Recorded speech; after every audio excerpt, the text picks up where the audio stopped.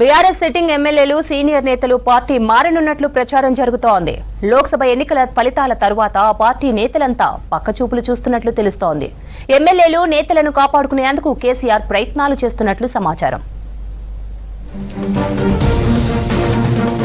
లోక్సభ ఎన్నికల్లో ఘోర ఓటమి తర్వాత బీఆర్ఎస్ నేతలు డైలమాలో పడ్డారు.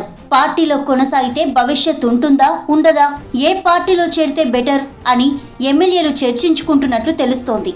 ఒకరికొకరు ఫోన్లో మాట్లాడుకుంటున్నట్లు సమాచారం. స్థానిక సంస్థలకు ముందే ఎమ్మెల్యేలు సీనియర్ నేతలు పార్టీని వీడుతారని చర్చ జరుగుతోంది. దీంతో ఎమ్మెల్యేలను కాపాడుకునేందుకు బీఆర్ఎస్ అధినేత కేసీఆర్ ప్రయత్నాలు చేస్తున్నట్లు తెలుస్తోంది. లోక్సభ ఎన్నికల్లో ఓడిపోయిన ఒక్క అభ్యర్థిని ఎర్రవల్లి ఫామ్ హౌస్ కు పిలిచి మాట్లాడుతున్నట్టు సమాచారం.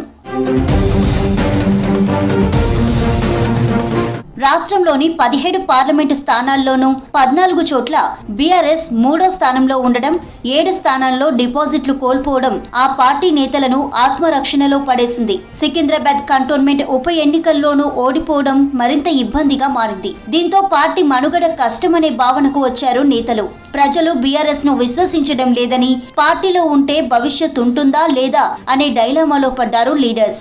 ఏ పార్టీకి వెళ్తే రాజకీయ భవిష్యత్తు బాగుంటుందని సన్నిహితులతో చర్చిస్తున్నట్లు తెలుస్తోంది.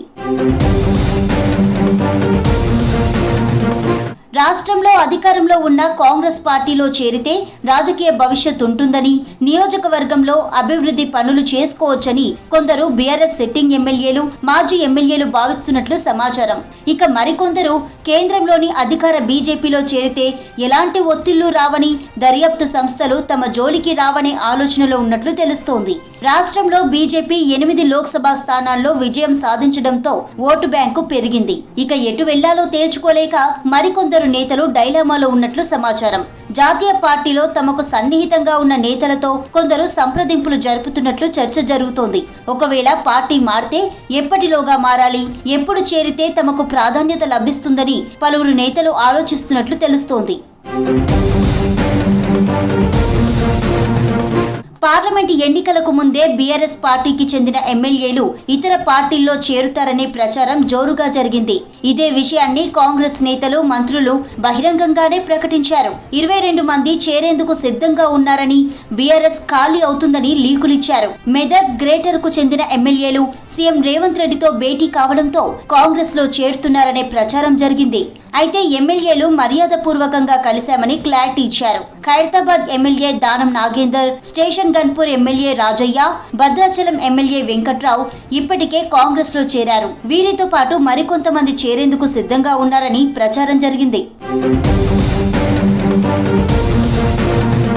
బీఆర్ఎస్ పాలనలో అమలు చేసిన సంక్షేమ పథకాల్లో అవినీతి జరిగిందని, వాటిపై విచారణ జరిపిస్తామని కాంగ్రెస్ ప్రభుత్వం చెబుతోంది. కాళేశ్వరంపై దర్యాప్తు, ఫోన్ ట్యాపింగ్ కేసు, గొర్రెల స్కామ్ లో దర్యాప్తును ముమ్మరం చేసింది. బీఆర్ఎస్ లో కీలకంగా ఉన్న నేతలందరిపై దృష్టి పెట్టడంతో వాళ్ళంతా ఆత్మరక్షణ కోసం పార్టీ మారే ఆలోచనలో ఉన్నట్లు సమాచారం. ఇక త్వరలోనే స్థానిక సంస్థల ఎన్నికలు రావడంతో అంతకు ముందే పలువురు బీఆర్ఎస్ నేతలు పార్టీ మారడానికి రంగం సిద్ధం చేసుకున్నట్లు చర్చ జరుగుతోంది. నేతలు పార్టీని వీడకుండా కట్టడి చేసేందుకు ఫామ్ హౌస్ లో లీడర్లతో కేసీఆర్ మంతనాలు జరుపుతున్నట్లు తెలుస్తోంది.